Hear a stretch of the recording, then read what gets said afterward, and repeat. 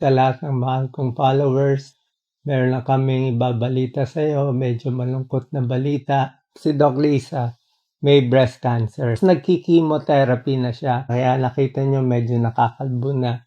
And one day baka matanggal na rin yung buhok niya. Ang araw po sa lahat ng mahal kong followers, long time no see. Meron na kaming ibabalita sa'yo, medyo malungkot na balita. Pero meron din namang good news. Alam niyo naman ako, dumadaan ako sa sarcoma stage 4. May kalat na kasi. Pero so far, sa awa ng Diyos, stable ako. 2 years na. Kaya lang, 6 weeks ago, meron kami nakuhang balita kay Doc Lisa naman. Si Doc Lisa, may breast cancer. Hindi namin alam ang stage. Baka stage 1 o stage 2. Tapos nagki-chemotherapy na siya. 12 sessions ng chemo, nakaka-6 na siya. Kaya nakita nyo medyo nakakalbo na. And one day baka matanggal na rin yung buhok niya. Ang plano after 12 weeks of chemo, surgery. So mastectomy, tatanggalin yung right breast niya. So huwag tayong matatakot sa needle biopsy. Hindi naman kakalat kasi pag hindi siya biopsy, hindi malalaman na may cancer pala. Huwag rin matatakot sa chemotherapy, kailangan yon para hindi kumalat yung cancer sa buto at ibang parte pa. Huwag din matatakot sa mastectomy kasi basta may cancer, kailangan tanggalin na yung breast. So, okay lang naman walang breast, basta buhay yung tao. So, sabay lang kami nabigyan ng Diyos ng ganito. Sa tulong ng Diyos ay malalampasan namin to. Okay. So, unahin muna natin yung good news ni Doc Willie. Stable naman po ang tawag dun sa kanyang kalagayan ngayon. Ibig sabihin na stabilize ng doktor at kino-continue na lang po yung kanyang maintenance na immunotherapy tsaka targeted therapy. Dinadaan din po yun sa swero. So, hindi na po siya nagki-chemotherapy kasi baka isipin niyo mahirap din yung chemo kasi nga po nag-proton radiation siya. So yun yung nakatulong, chemo, proton radiation, tapos ang maintenance tuloy-tuloy. Yung immunotherapy kasi siya yung lumalaban dun sa mga cancer cells para mapuksa or wag silang dumami. Yung targeted therapy naman, binibigay yung gamot na yon para walang pagkain yung mga hindi mabubuting cells. So, hindi mo sila bibigyan ng pagkain. Kaya po, nai-stabilize ang kalagayan ni Doc Willie. So, sa mga dumadaan sa cancer, pag tayo ay nasabihan ng stage 4 or pumunta na sa ibang lugar, kasi pag sabing stage 4, pumunta sa ibang organo, huwag ko kayong malulungkot. Maganda na po ang gamutan, ang siyensya ngayon, maganda na po ang gamot. So, maaaring mapagaling kayo. Pero, ang sinasabi namin, napaka-importante na maaga ninyong malaman ang inyong sakit para mas mabilis magamot ng inyong doktor yung problema. Huwag na nating hintayin kumalat. Okay, so, example, pumunta po tayo sa case ko. Kami po ay may lahi ng breast cancer. So, meron po akong mga bukol-bukol sa aking breast na binabantayan ko for the last 20 years. So, lagi naman pag sinabing BI-RADS2, ibig sabihin, benign lang, hindi siya magulo, kalmado lang yung mga breast cyst na laging nandyan sa akin. Pag in-ultrasound tayo, minsan nandun, minsan wala, depende nga kung malapit na ang menstruation o hindi. So, nag-iiba-iba. Ang maganda lang, every year, every September of every year, talagang hindi ko minimiss yung mammogram at ultrasound of the breast. Yung baseline namin, nagkaroon kami ng MRI ni Dr. Ramon Estrada para lang malaman ano ba yung baseline noon. So, siya po yung surgeon ko. And then, nung nandito po kami, so, 2 September na yung dumaan, okay naman by RADS2. But then, masasabi ko pong swerte kasi binigyan ako ng sign ni God. Sabi niya, o ipapa-feel ko sa'yo na merong pain. So, hindi ko mapaliwanag basta may pain dun sa breast. Sabi ko, iaga ko na kahit hindi pa September, mag-ultrasound na ako tsaka mag-mammogram. Anyway, kung by RADS 2 ulit, okay lang. Ang sinasabi ko po sa inyo, basta't may nakakapa kayo sa any part ng katawan nyo o kaya biglang may sumakit, talagang yung pain sobrang sakit kahit saan mo yan, mapabuto, mapatyan, binibigyan na kayo ng senyales. Siyempre isipin nyo, baka normal lang, mawawala naman to. Tayong Pilipino, ganun eh. Ay, normal lang, sumakit ang tiyan ko. Huwag ko nang pansinin, obserbahan. Doon po tayo nahuhuli. Halimbawa, umihi ng dugo. Once lang naman eh. Baka hindi na umulit. But then, yun na ho yung sign na binigay sa inyo, nakakaiba. Basta pain, ang cancer po, laging may kasamang pain. Ipatingin nyo na. Huwag nyo na pong obserbahan. Ang mga doktor na pwede nyong puntahan, pwede po kayong dumiretso sa mga oncologist or kung sa tiyan, gastroenterologist, sa pag-ihi, pwede po sa urologist. Magtanong na po kayo. Mas maganda kung mahanap nyo yung doktor na kung saan yung problema ninyo. Okay. So, mabalik tayo. Kaya ko po sinasabi na mas maaga malaman, mas madali pong magagamot ng inyong doktor. So, dahil ikatlo na malapit na sa ikatlong September, sabi, wala naman kami inaasahang makikita. But then, pag ultrasound, may parang kakaiba. So, sabi, Bali, may i-biopsy. bukol nakita sa'yo, Doc Lisa. Oo, biglang may tumubong bukol, tsaka may breast pain. Bagong bukol lang siya, parang dati wala. So, tapos bakit may pain? So, magaling po yung nagbasa ng ultrasound, nilagay na niya doon, pumunta ka sa surgeon para i-biopsy. So, sinabi ko po doon sa aming oncologist, na-refer niya ako sa isang breast surgeon na kapartner niya. Outpatient lang po ang biopsy. Doon lang ginawa sa klinika niya. Siya na rin po yung kumuha ng sample at pinadala sa laboratorio. So, pagbalik, that was 6 weeks ago. So, pagbalik, may nakita na. So, ano ba yung histopath na nakita? May bukol na maliit. So, kailangan mag-undergo ng mga blood test. Importante po kasi yung blood test sa inyong gamutan. Ngayon, sa ating mga kababayan, sabihin nyo, wala akong pera. Ba't naman ako pupunta agad sa surgeon? Alam nyo po, kasama na dun sa PhilHealth package ang breast check-up. So, gamitin nyo po yung PhilHealth nyo. Pumunta ho kayo kung sa mga lugar na pwedeng gamitin ng inyong PhilHealth. Usually, ito po yung mga mas malalaking mga ospital.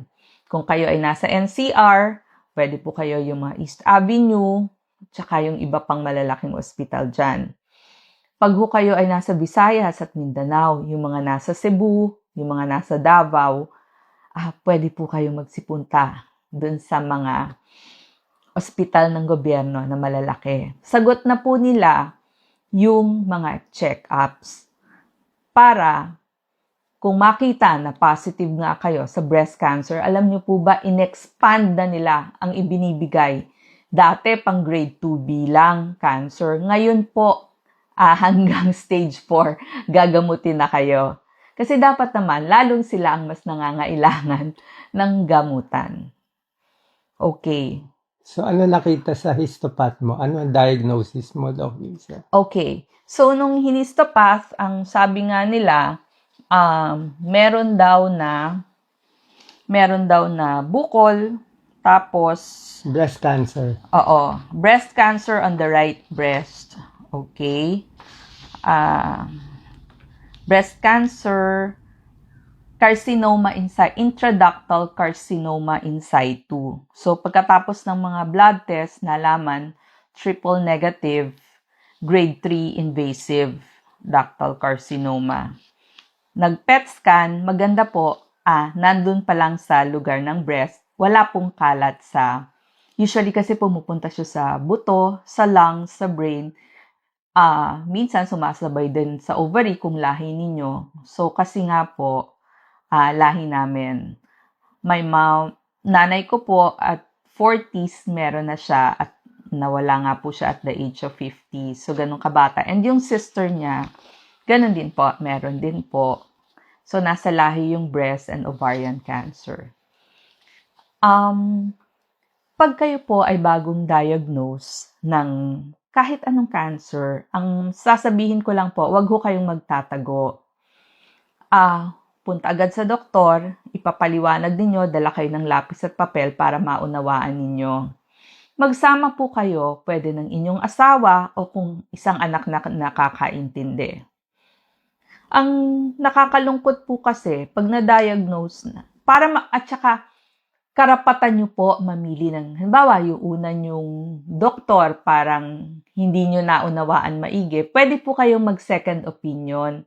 Sasabihin nyo lang po sa doktor na, pumunta po ako dito for second opinion, may nakakita na sa akin, para malaman nyo, makompare nyo, sino yung doktor na pipiliin nyo. Karapatan nyo po mamili kung dun kayo sa hiyang na doktor, yung magaan ang loob nyo sa kanya, magaan din yung loob niya sa inyo, para siya ang gagamot sa inyo. Kasi hanggang sa dulo ang kayo magsasama, hanggang sa mga check-up.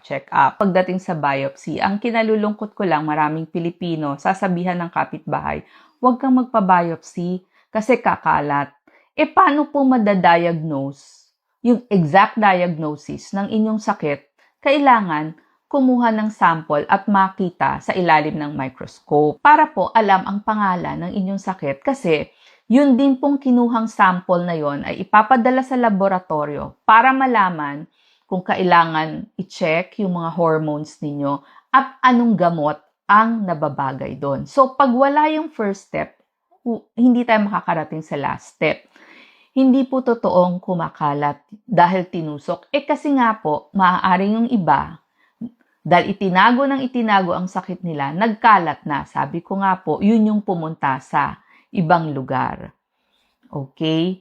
At pangalawa, karapatan yung humanap ng doktor na gusto ninyo. Ang kinalulungkot ko, maraming mga kapatid, halimbawa, nasabi nyo sa kapatid ninyo, meron kayong sakit, sasabihan, nako, huwag kang magki-chemotherapy kasi mamamatay ka sa chemotherapy. Hindi po totoo yun. Yung chemotherapy po, ang inyong gamutan.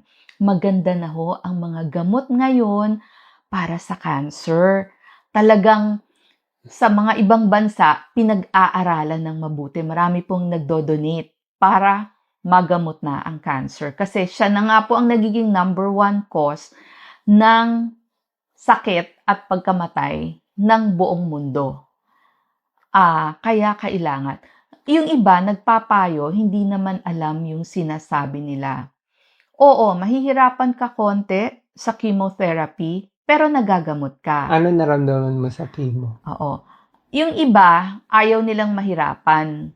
So, ang nangyari, lumala yung sakit, pumunta na sa utak, hindi na magamot. Pumunta na sa lungs, sa buto, huli na po.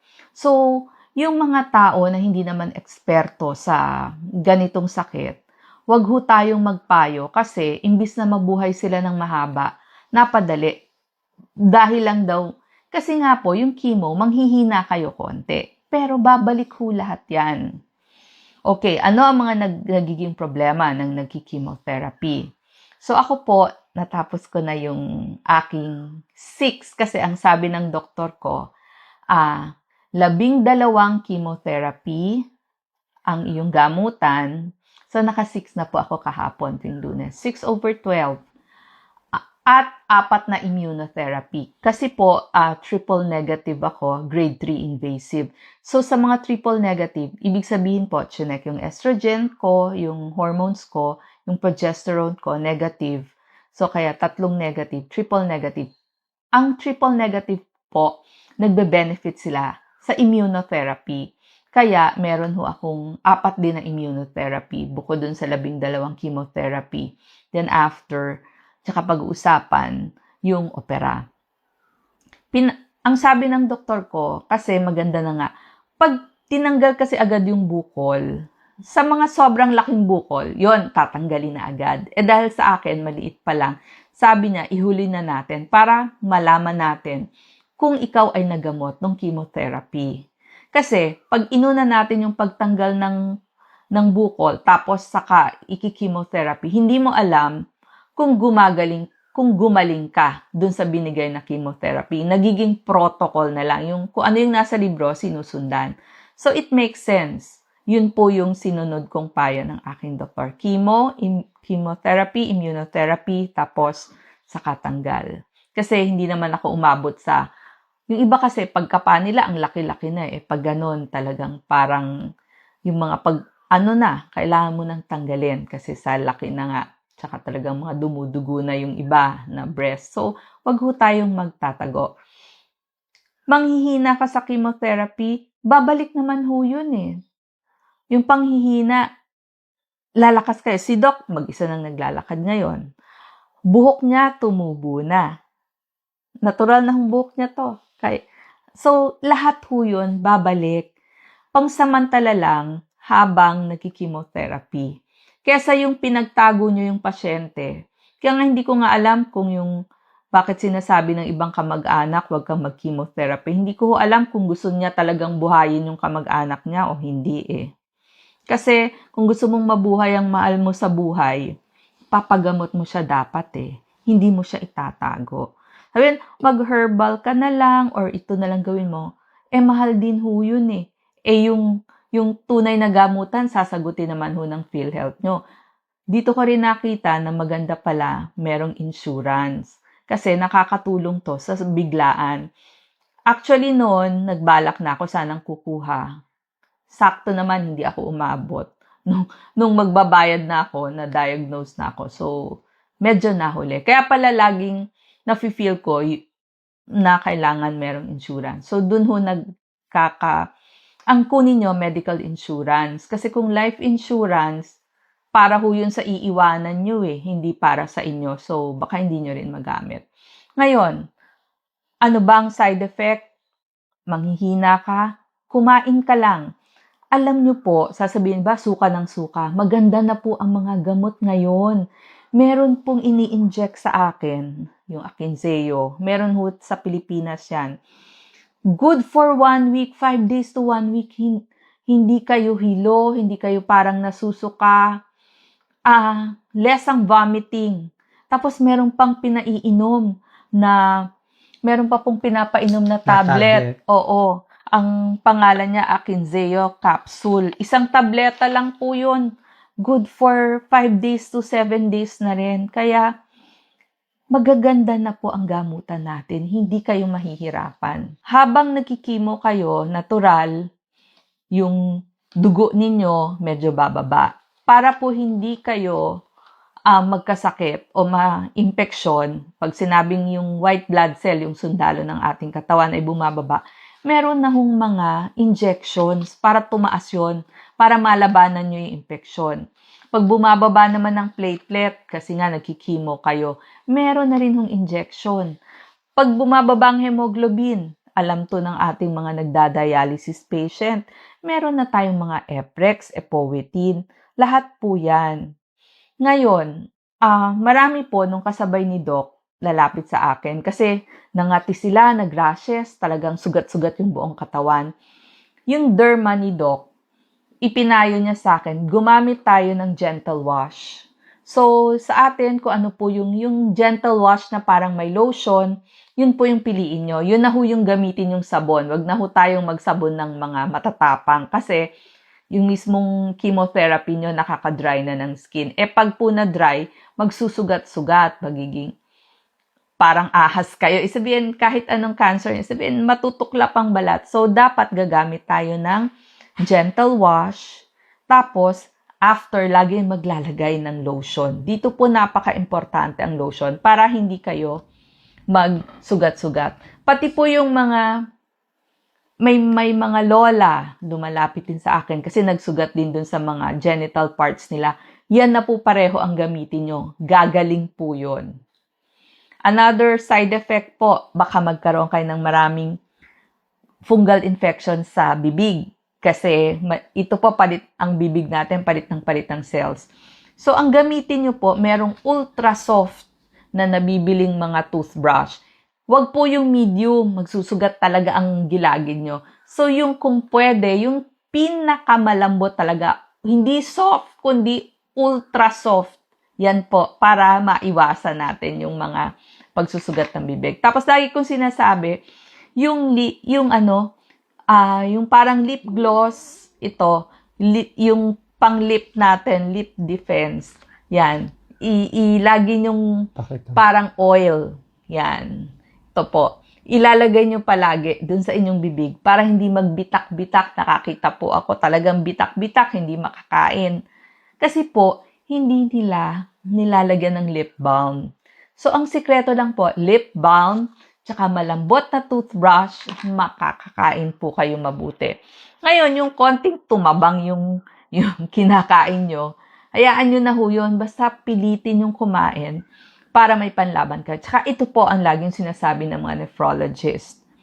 Pag po kayo ay nagki-chemo, inom ho kayo ng maraming tubig before and after chemo para po mapangalagaan yung creatinine ninyo. Okay? Mahuhulog po ang buhok nyo. So, para hindi kayo malungkot na nakikita yon, paikli nyo na agad bago mahulog. Tapos maghanda na kayo ng bandana or ng hat para pag naubos na, ito po, pag naubos na, may hat na kayo. Nakahanda na po yung hat ko dyan. Or, pwede kayong mag-wig. Nakita ko po yung may mga kasabay kami, ang gaganda nila, mga sosyal na babae. Naka-wig pala. Ang ganda-ganda din para sa kanila. Okay, maraming salamat po sa pagkinig. Kita niyo si Doc Lisa, kahit may breast cancer, masaya pa rin. Malaking bagay ang outlook, Doc Lisa. Yes, isipin niyo po, nagagaling kayo kasi I think, nasa pag-aaral din naman yan, yung mga cells ng inyong katawan, susunod po, gagaling din sila. Kasi yun yung iniisip ninyo gagaling kayo. So, puro po positive ang ilagay nyo. Kaya dun sa mga kakausap, okay, mga kaibigan, kamag-anak, kung talagang gusto nyong makatulong dun sa inyong tutulungan, tulungan nyo siya sa trabahong bahay, itanong nyo ano ang gusto niyang pagkain, yung pagluluto, paglalaba, malaking bagay na sa kanila yon. Yung pagtulog sa trabahong bahay, kasi syempre mas mainam, lagi silang nagpapahinga. Tapos, pagkain na gusto nila, kayo na po kasi hindi na sila makapagluto. Tapos kung kailangan tingnan yung mga anak nilang maliliit, edi mag-volunteer ho tayo, ihatid sundo sa eskwelahan. Yung ibang ginagawa niya, pwede nating ma-half o mabawasan ng cancer patient. Yun na po yung tulong na kailangan nila. Kasi hindi naman ho tayo expert sa paggagamot. Ibigay na ho natin dun sa mga doctors nila yon. Sabi ko nga, talagang soulmate kami, sabay na bigyan ng cancer. So, tuloy lang ang dasal, laban lang. Total, wala naman sa atin kung gaano kahaba ang buhay. Kasi habang may buhay, tuloy-tuloy. Kaya kami tuloy-tuloy pa rin sa pagtulong kahit may pinagdaraanan. Maraming salamat po. God bless. Ito po yung purpose siguro kaya ako sumabay kasi nakita ko po, nakakausap ko sila dito. Ang dami sa ating Pilipino nagtatago. Alam na, obserbahan ko lang. Siguro ang purpose ko, para hindi kayo matakot magpagamot at makita nyo, naso-survive naman pala Kaya pala, gagayahin ko na si Doc. Gagayahin niyo na si Doc Lisa. God bless. Salamat.